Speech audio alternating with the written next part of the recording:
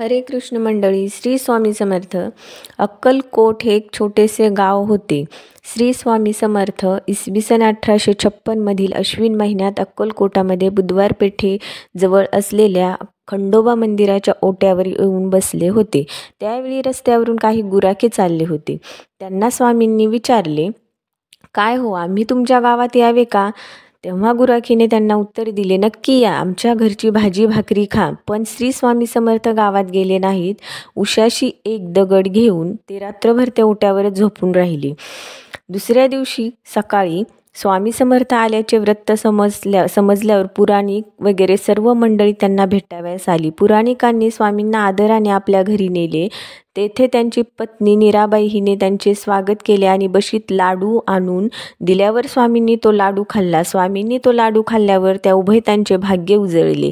त्यानंतर स्वामी जवळच्या गणपती मंदिरात निघून गेले. गणपती मंदिरातही स्वामींच्या दर्शनासाठी खूप गर्दी झाली. गावात एक साक्षात्कारी साधू आल्याचे वृत्त समजताच अक्कलकोटाचे मालोजी राजे आपल्या दाजीबा भोसले या कारभाऱ्यासह स्वामींच्या दर्शनास आले.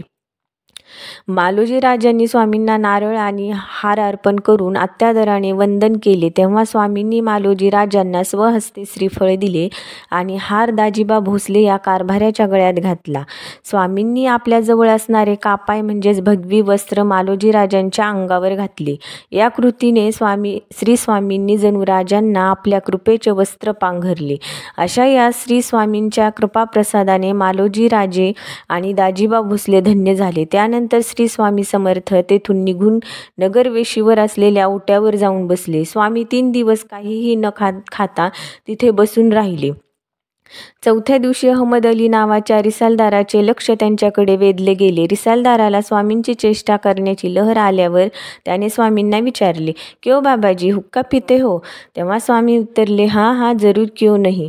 तेव्हा त्याने अग्नी न घालता एक चिलीम स्वामींना दिली. स्वामी पुढे काय करतात हे तो कुतूहलाने पाहत होता.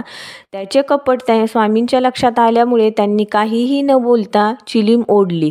स्वामींनी चिलीम ओढल्यावर त्यातून धूर बाहेर पडू लागला. चिलीममधून धूर निघताना बघून